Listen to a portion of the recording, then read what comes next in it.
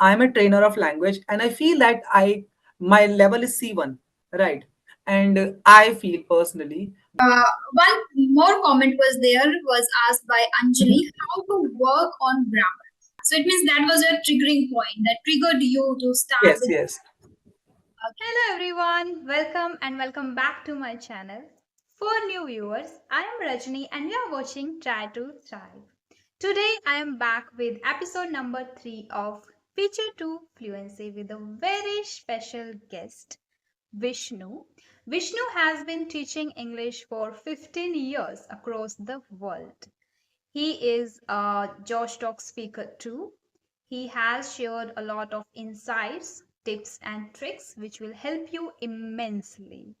Majorly, we discussed three things. First, how to expend lexical resources. It means how to learn vocabulary. Second, how long does it take to speak English fluently? Third, we discussed is grammar really important to speak English fluently? Next, I would like to tell you about Feature 2 Fluency 2. There are two benefits if you watch or subscribe to my channel today. One is I invite advanced speakers or seasoned trainers in Feature 2 Fluency series. So you can get advanced conversation, words, tips and tricks which can help you. Second thing, I pick questions from comment box. So whenever I go for the next session, I post on my community post that if you have any question, you may ask. So I pick from there.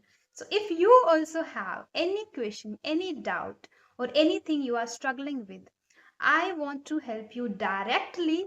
So ask the question in the comment box. I'll inform you before the next session in my community post.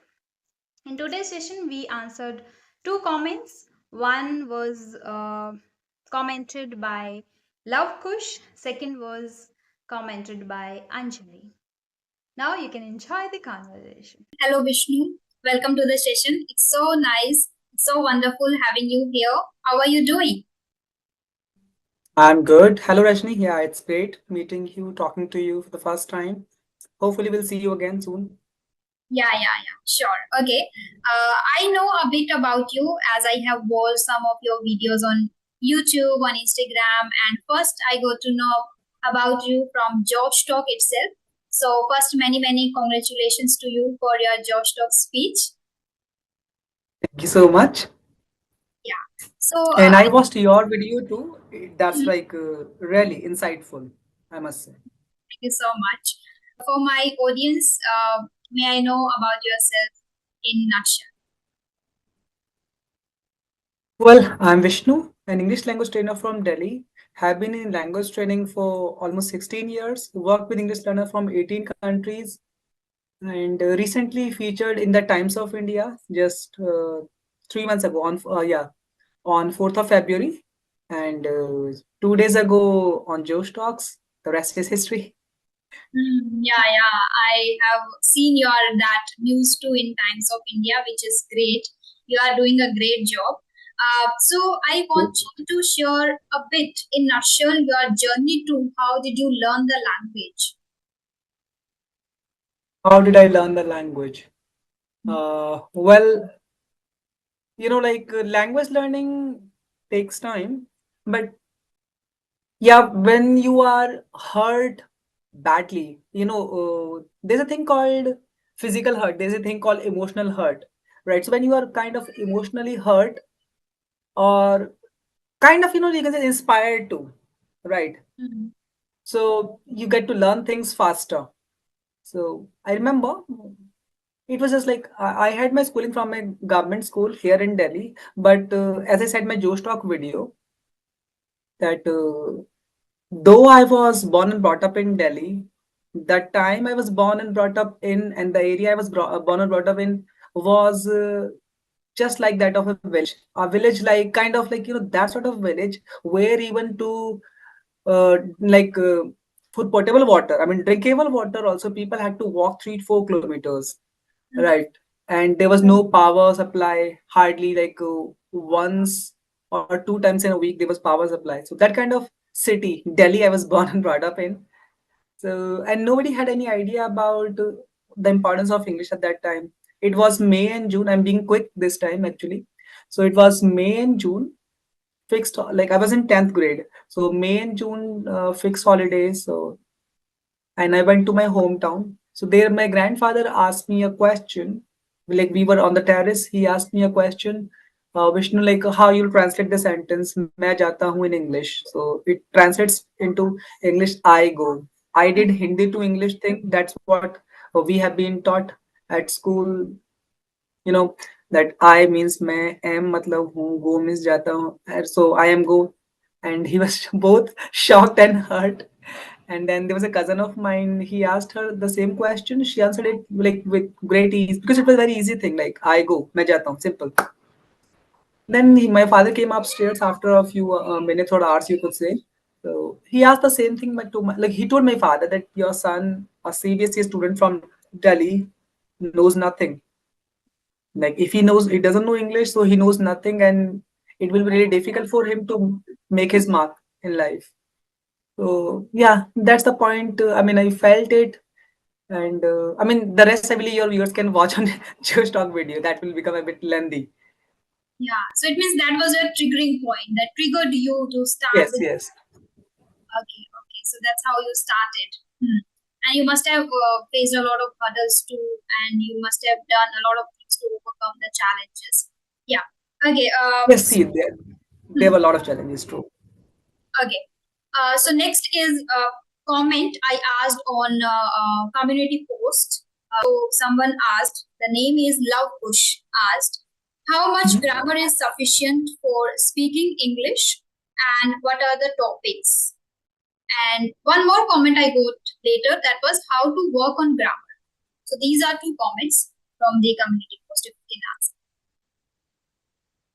The first thing that I'll say here is when it comes to language is not just one thing like grammar, vocabulary, pronunciation. The main problem with learners and with certain teachers also, like what I feel is they take one thing at a time. No, these all things are required. You require grammar, you require pronunciation, you require vocabulary, you require everything to learn a language, right? So you cannot pick one thing at a time. So this is my first answer here. Second thing, when it comes to grammar, how much grammar? That's a really interesting question. Well, it depends. See, it depends on why you need English. As I said in my Josh Talk video, the second one, which is to be released, a lot of English learners are not actually familiar with their why, the purpose they need English for. If you need English just to score well at school, your demands for grammar are different. You want to score well at college and talk to people over there, make friends with them, demands are different. You are a homemaker, then you need to be able to speak at PTMs and to be able to talk to people around you, demands are different. You want to study or work abroad, your demand of grammar, vocabulary, pronunciation, everything is different. So first thing is how much grammar you need. To answer this question, you need to know how much you need it, right? What level you are, plus what are your reasons, what is your purpose for learning language. This is the level CEFR, that's called Common European Framework of Reference. This is standard for language, English language, decided by Cambridge. So on Cambridge, I train all my students following the same structure, so the Cambridge structure, and I assess their language skills on this scale, CEFR. So how much grammar you need to learn also depends on the grammar level you are at. The first level is called A1, then second is A2, then B1, then B2, then C1, C2. If you, let's say, you just need English for everyday conversations, like you tell people how was your day and like how you wake up, how you spend your weekends, like it's a very basic conversation and just only in India, right? And that too informal settings. Then I'll say A2 is enough, second level. If you are a working professional, if you are a working professional and in India and working in a multinational company, or let's say even just any company, you're a working professional, and you have English speaking atmosphere, then I believe you require B1 at least. Okay. And if you want to study or work abroad, then you must have at least B2. There are people who score C1 in their IELTS test or TOEFL test, they score C1 as well. So B2 is really good thing. So this is what I'll say, like, to answer the question, how much grammar you need. Mm. So I can summarize it again for the learners and the viewers who are going to watch this video, that please ask yourself first why you are learning English. It is very important. Mm. For school, for college, you are a homemaker, you are a working professional, you want to study or work abroad. Ask yourself what your reasons are. Or you are a traveler. There can be hundreds of reasons to learn language. First, ask yourself what your level is. Then second thing is CEFR, your CEFR level. British Council has a free link, and I believe Cambridge also has a free link. You can go to their websites and you can assess your level there. But they assess your grammar, vocabulary, and listening. For speaking, only a teacher can tell you that what level you are at. Then they can tell you like how much grammar you need. I hope that answers the question. Thank you. Thank you. Yeah. One more comment was asked by Anjali, how to work on grammar. I also believe there are several videos on YouTube available now, and a lot of books are available in the market. But still, people are struggling to learn grammar properly for spoken English. So, how they can learn it? The problem is this: people, they, if you want to learn it, again, like as I said, like first you need to understand why you need English. Yeah, I forgot that one more point here. A lot of people learn English for competitive exams. If you are learning English for competitive exams, then you have to study grammar extensively. You need to go through a lot of topics. I'm a trainer of language, and I feel that I my level is C1, right? And I feel personally that I know almost all the topics of grammar, Hmm. right? But if you ask me the technicalities, those who are preparing for competitive exams, they will tell you, like I have had such students who joined English classes also. So they will tell you the rules that you haven't even heard of the names of. Then they just like this thing, this thing, this thing. And so, oh, it is this. Right. Then I explain it to them. So to work on grammar, I'll say work on everything. Grammar is actually part of language, Hmm. right? And I believe that a language is a culture. So if you want to learn any language, develop the culture, the easiest way is through speaking. Our first language, for you and me, the first language is Hindi, right? So even if we haven't, like, even if we do not get to read any book on grammar, we still have a rough idea of things. We may not know the, like, what is Sangya, what is Sarvanam, but still if a question paper is given, we can still take certain things. Why? Because it is our culture. So you first need to develop the culture of speaking. Hmm. Lot of students, they just mug up grammar rules and then they fail miserably when it comes to speaking. Yeah. Knowing a lot of grammar and being a really good speaker, fluent speaker, are completely different things, like as different as chalk and cheese, right? So I'll say, if you want to learn grammar, Hmm. start by doing regular practice of basic things. For Hmm. example, you someday, let's say you want to if I how I teach my students, if I want to teach them simple present, I don't even tell them that I'm going to teach you simple present. I never tell them I'm going to teach you grammar. I'll say, okay guys, so today we are discussing everyday routine. I'll Hmm. give my idea. I wake up at 6 in the morning. As soon as I wake up, I drink a glass of water, slightly warm water. Then I go outside. I walk for like this. How I first tell my routine to them, and I ask them to note down if they need to note down certain things. Then imitate. Then they follow. Once they are done, then I tell them, see, in grammar they call the thing simple present. I call it a repeated action. So this approach works. Start with speaking. Okay. Start with speaking and Hmm. it works. You cannot just sit one day that today I will learn all the grammar, right? Hmm. No.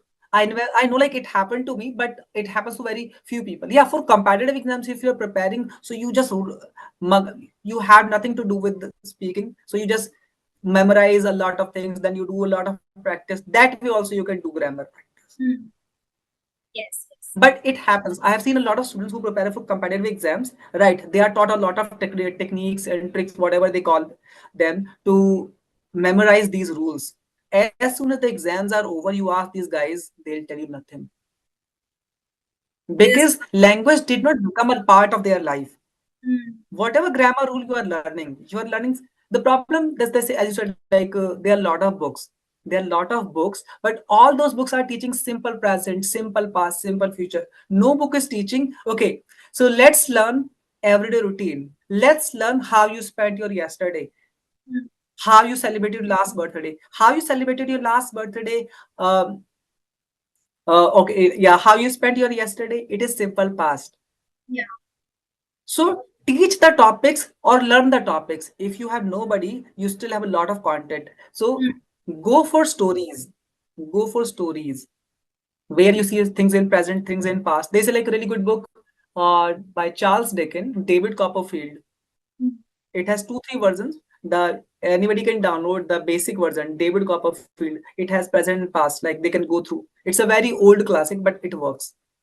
So Mm. that's my answer to this question. Yeah, That you absolutely. cannot just learn grammar. Mm. Yeah, I have also started reading story books where I can get proper idea how they are constructing sentences in particular tense. So recently I uploaded a video too on my YouTube channel where I shared a short story of 3 minutes long that is totally in past, that is based on simple past tense. Yeah. And second thing, as you said, we should always create the environment where we can speak, right? Environment is very important, and then get familiar with the words, with the language, with the patterns. Do not just learn or mug up by heart. That doesn't work. Uh, I'll add one more point here. Like at school, what do they teach? Noun. What is noun? Answer comes noun is the name of person, place, or a thing. Then there are five types of noun: proper noun, common noun, abstract noun, material noun, and fifth one I can't recall right now. Right. So as a teacher, I can recall right now. Like your viewers may be thinking, this teacher does he really know something? No, I know my stuff really well. Right. I can recall it. Doesn't matter. Okay, what matters is noun. Teach any kid or any new learner. What is noun? Any name is a noun. You teach it this way. This is called actually practical approach to language learning. What is Vishnu? Noun. Rajni? Noun. Specs? Noun. Hair? Noun. Any name is a noun. It is very simple. Then divide it. Water, countable. Glass. Sorry, Hmm. water, uncountable. Glass, countable. So this is basic division. So I this think, should be the approach. yeah, pragmatic approach is right in this way. If you are focusing Exactly. especially on communication skills or maybe on spoken English. Okay. Yeah. So My yeah, next. like I'll just one more point I'll add here, that the grammar books that we have at present, they are only focusing on English as a subject. They are not focusing on English as a language, as a skill. This is Hmm. where the main problem lies. Hmm. It If starts they from. teach you like let's learn about name, how to talk about names, Hmm.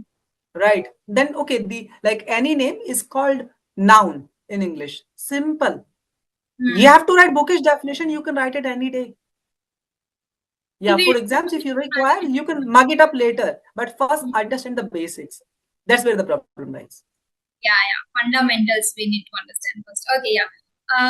Any Right. easiest way to remember words, since it is again a big challenge which is faced by every English learner. So if you can share any tip which can help learners. Uh, Again, when it comes to learning new vocabulary, Hmm. I believe in this approach that have the words in context. Context is the king for everything, right? Hmm. If you just teach one word to a student, they may or may not like they may or may not be able to recall it next time when they have to use it. Okay, we are having a discussion. Somebody is, let's say, they are describing a friend of theirs. Then they comes up, sir, this friend of mine, once he starts talking, he doesn't stop. Hmm. I said, okay, they are talkative. Yes, sir, they are talkative. If I'm working with advanced learners, so I may say then like they are garrulous, voracious, Hmm. depending on the level vocabulary change. Hmm. Right. So So we context. Do not learn just one word, learn it in a context. And yes, reading plays a vital role when it comes to improving your vocabulary. Because reading means you are reading a complete context. The words you come across, the new word, that's what my approach has been, and the same I tell my students. If you come across a new word, a new phrase, even if you understand it, sometimes you like if you have been reading for long, you have the habit, you understand through the context what this particular word or phrase mean there. But still, when you find time, go to Oxford or Cambridge dictionaries. These are dictionary I always refer to online. Go to Oxford dictionary or Cambridge dictionary. Check the meaning. Write down 3-4 sentences. If you cannot write it down, you find it tiring because of your any like you are working or you are studying, you have a hectic schedule. What you could do is you could still save the words somewhere. Right. Just write down the word that on a notebook or something that this what I have read. And whenever you find time, at least once a week, whatever you have read, just open, I mean, sorry, just go to the uh, this Oxford or Cambridge dictionary, visit the website and write down look at those sentences. And if possible, write down some sentence that you feel was part of your life, like something happened yesterday, today, and you saw. So you, like I told you, like that there's a word garrulous to talk about somebody who talks a lot, right? People say like I'm also garrulous. so so what you can do, like today you saw somebody, so you can say like, yeah, I met a person during a YouTube conversation, he was garrulous. You wrote it down, your sentence. So Hmm. that's again a way to learn and memorize the vocabulary. Yeah, yeah. I have been And doing what this. do you say? Yeah, I have been using this technique. One is this: I relate the word with the situation. Maybe either it can be in present or it can be in past, or maybe if something is there in my plan that I'm going to do in future, I try to connect with that situation, the word, particular word. And second, I use like whenever I come across any new word while reading or while listening, I note down somewhere, and then while having conversation, I keep those words in front of me so I can deliberately use. So once they are in my mind, particularly they are registered in my mind, then I switch to the next one. So I don't go like learn 10 words or 20 words in a week. No, I just pick 1 to 2 words, and first I master those words and then I switch to the next one. So like this I remember words. And this works for me actually. I mhm. Yeah. Sorry, I People interrupted. You were adding something. things that work well for you actually. Only then you can improve fast. There's one more thing that I do. This thing called collocation. Collocation means like the correct pairing of words. I hope you're familiar with that, right? So let's say the word mistake. So the lot of students say do mistake. I have seen even teachers' videos, they say do mistakes. So the correct word here is make mistakes, right? And you may also add the word commit. Okay. Hmm. So collocation, Oxford also has one collocation dictionary. You just type Oxford collocation dictionary, or you simply type on Google collocation with and put that word in inverted commas. Let's say mistake. The Hmm. dictionary will appear. Then you can check all the collocation means the right. You can talk about mistakes, like a mistake can be silly, a mistake can be stupid, a mistake can be grave, serious. So these are adjectives. So what are the adjectives? Describing words in simple language for viewers. Describing words you can use with a mistake, right? The verbs you can use with mistake. The fixed phrases you can Hmm. use with mistake. Mistake as a verb also. Like I know I called, Rajni, I called you up today and your mother picked up and I mistook your mother for you. So when you are opening a collocation dictionary, with just one word, you will get to know, roughly speaking, 10 to 15 new words. This is also a really good approach. And it has worked for all my learners. Wow. Learning the collocation, like pairs. Hmm. This is something I think great, wonderful. It is impressive if somebody follows that, it would definitely help them. And in the way when they are actually preparing for interviews, and if somebody wants to learn English faster, there are some people who want to learn English in just 1 month. 2 months, so maybe they can fix it. I don't Well, believe. that doesn't happen. Yeah, but there are some people who have this mindset that they are going to learn in just 1 or 2 months. I know because we have lived this journey, we are learning, and we have been doing it for really a long period of time. So we know, we understand that now it takes time. It really takes time, and we need to put efforts persistently. When students come to me, I'll answer this question. Like, if somebody may have this question, like, can we learn a language, let's say English, because we are talking about English here, in 2, 3 months? Okay, my answer is very simple. Like, because I have worked with students from across our country and with foreign countries too. That what's your first language? Whatever, let's say Hindi, Telugu. Let's talk about Indian languages: Hindi, Telugu, Urdu, Malayalam, whatever for that language. So then I ask them, if I ask you, like, my command of your language is next to your command of English, right? Or you, I mean, like, your knowledge of English and my knowledge of your language are equal. Now I ask you to teach me your language in 3 months or 4 months. Can you do that? And I want to be as fluent as you are in your language. Then they get the answer. That language is a culture that develops over the years. Our first language is Hindi. I can sitting here tell you hundreds of words which you may not be familiar with, you may not have never heard. So that doesn't mean like you're not fluent in English, sorry, Hindi. You do not understand things. You are still doing things effortlessly. Right. Okay. Next, I want to know how idioms make our English sophisticated. Well, I'll not say that idioms or proverbs make language sophisticated. I'll use a term, they make the language more impressive and powerful. Hmm. Because in our first language also, like, I use a lot of times, I use like proverbs and idioms to make my point. Okay. So same goes with English. Same goes with English. Like, I'll give a very common one that people say, like, I don't like it. I don't like it. So they say, like, it's not my cup of tea. Right. Hmm. So that looks good. It's very common among the British people. Yes. Hmm. Or they may also say, it doesn't float my boat. Yeah. So idioms actually do.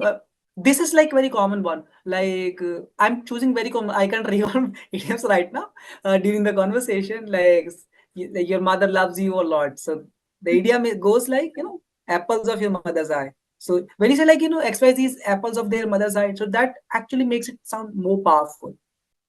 Wow.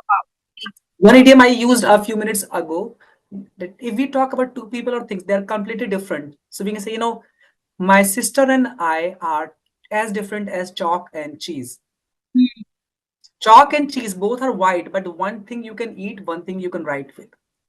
So Yes. we are completely different. So when you're like, my sister and I are chalk and cheese, even if people do not know the meaning, through the idiom they'll understand, like, chalk and cheese, though white things are Yes. completely different. Hmm. So they are actually making your language more powerful and more impressive. So I always ensure that my students are learning some new idioms, phrases, and this proverbs. Great. Okay. I have learned some of the idioms. Not, I don't use often, but sometimes I use while having conversation with people. Okay. Next, I want to know. Can you just throw some light on importance of English and how English actually changed your life? Importance of English. Well, I started teaching online in March 2020 when Corona thing happened. Right, I lost my last job. I was working with the Hindustan Times, the company. Actually, the Hindustan Times had a product English language centers across Delhi NCR named English Mate. These are the English centers by the Hindustan Times. So when they left, I started teaching online, and when I started teaching online, I started working with learners from developed countries like France, Germany, Russia, such countries also. Then I got to know that yes, English is actually changing lives everywhere. These are developed countries. Why do they need English? Even in their countries, Germany requires German only. But yeah, there are people in Germany also, they need English. France, Russia, Spain, these are the countries. If you do not have B1 level, in many companies, they do not give you the jobs. Or even if you get the job, you'll not get the promotion. So English is actually changing lives, no doubt about that. And if I talk about if I talk about myself, so I feel it. Had I not known English, I may never have made it to the Times of India, to Josh Talks, and taught English learner from 18 countries in the world. And even here today. That's it. Yes, Because and of, here today we are talking about yes, exactly. because of English, we are here today. Exactly. There have been many instances where, like, this thing actually somewhere is a pain that though we are Hindi speaking, I'm talking about North India, people from South or something, they shouldn't get offended by it. Like, I'm talking about North India here, like, we are Hindi speaking people. Still, if you see someone and somewhere and they start speaking in Hindi, okay, yeah, he could be somebody, Hmm. right? But the moment you start speaking English, and the moment you start speaking English using those heavy words, people are like this. They look at you in awe, Hmm. right? So in awe, yeah, for your viewers, AWE. If you stand in awe, AWE, or you look at somebody in awe, so means you are looking at them with praise and a bit of shock or element of shock or surprise, right? So means the moment you start speaking English, people are, oh my God, this guy is really highly educated. So this is kind of, this accent also goes in their mind, even if you're using your neutral accent, right? Yes. People I start. believe you may have also felt it, right? Yeah. The moment you start speaking, people, okay, yeah, Hmm.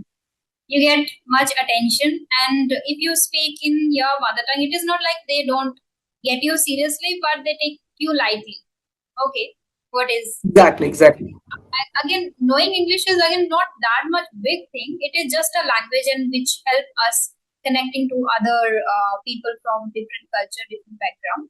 But in some way, it affects you. Like we cannot change the mindset. So in people's mind, it is still there that they judge you, like what kind of language you are using, or if you know English or if you don't know. Like it is kind of again what we call it status symbol. Again, it has become a status symbol. English, English has become a status symbol. It has become a fashion statement as well. Yes. Yeah. Okay. Last but not the least, I want to ask you just about your journey, about your experience of giving speech on Josh Talk At Josh Talk, well, it's an experience that I'll cherish for all my life. Yeah, it was great. You are sitting at home and watching those videos, and then there comes in mind this thought that, yeah, I should be there someday. And then you actually get there. So then you realize your dreams do come true. So have So it you was amazing. first? Yes, yes. And the best part was I was invited by Joe Stock themselves Yeah. on Instagram. For your viewers, like, I have got 1 lakh plus followers, 2 Instagram pages, English with Vishnu and IELTS with Vishnu. So the Joe Stock team, they read the article about me in the Times of India, and then someone from their team, they visited my Instagram page and they saw my interactions with a Mexican student and my content. Then they Hmm. contacted me that Yeah. we would like to have you on a stage. In similar way, I got the invitation from Josh team itself, and at that time I Mhm. didn't like think much about it. Okay, I would be able to give, because I had just started my journey back then. I was just doing conversations with even beginners and taking classes. Yeah, these kind of stuff I was doing, and I had, I guess, around 6K subscribers at that point on my YouTube channel. Yeah, so back Okay. 2023. Yes, 23. A year ago. Yes. I was not Okay, used it's been a year. to it. Yeah, it's been a year. Hmm. Yeah. I forgot to ask you one last question. That is, what is your next Mhm. goal in fluency? My next plan. Well, because I have worked with all the biggest names in India, now Hmm. my next plan, and I have worked with a lot of now my next plan, though I have worked with some corporates too, my next plan is to become a corporate trainer, full-fledged corporate trainer, and hopefully TED Talk soon. I'm Oh, in talks with certain people, and hmm, next month the Hindustan Times also is going to publish an article about me. And so the next big target is the TED Talks. I wow. hope you are looking forward to TED Talks someday. I don't think about these things. I just go with the flow and I believe in the universe. So I think whatever will come in my way, I'll follow that. That is my plan. No, that's a great approach. Like you must embrace whatever comes your way, but like I don't know. Maybe Abraham Lincoln once said that everything comes to those who wait, but only after only yeah things come to those who wait, but only the things left by those who hustle. I mean that's how I look at it. That there are times when you have to make things happen. Hmm. Yeah, So yeah, belief in universe should always be there. Should always be I there believe in because ultimately it's the universe that decides everything. agree. Yeah, I believe in hard work too. So I think I should put my 100% into hard work. Rest will be taken care by the universe. That is my stand. True, true, true. Yeah. No. Okay. Yeah, that's it for the session. That's what I wanted to ask and wanted to discuss with you. And it was really lovely talking to you. You have shared a lot of insights and your experience, your journey with us, and that will help a lot my learners, my audience out there. I hope that will help them. And yeah, thank you so much for coming along. It was really a pleasure having It you. was pleasure talking to you, and yeah, thank you for having me. Have a good time. Bye. Bye bye. Have a great day ahead. You too.